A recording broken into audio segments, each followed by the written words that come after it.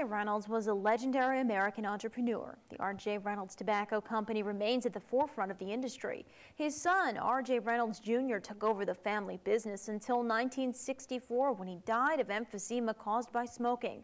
His son, R.J. Reynolds III, died the same way. His other son, Patrick, though, refused to follow in the family business. Instead, he's established himself as the first tobacco industry figure to speak out against smoking. This week, he brought his message to Somerset County, and speaking to students at Watchung Hills High School, he sounded a wake-up call to teens. This was R.J. Reynolds Jr. in 1945.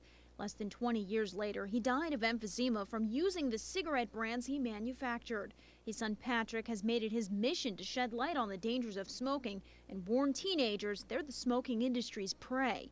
He says while other manufacturers like Philip Morris have opted to produce anti-smoking campaigns, the Reynolds Company is not. He says Reynolds is marketing itself as the brand for rebels. By being a rebel, by being an outlaw, who is RJR appealing to? By adding candy flavoring to Camels and putting wrappers on the cover of Kools, tobacco companies are relying on adolescents to make up for the growing number of adults who quit. This is outrageous. This is probably one of the biggest abuses of the privilege of freedom of speech that I've ever seen. While the advertisements appear more aggressively skewed to younger demographics, Reynolds says New Jersey is doing very little to shield kids from the dangers that lurk in their first puff.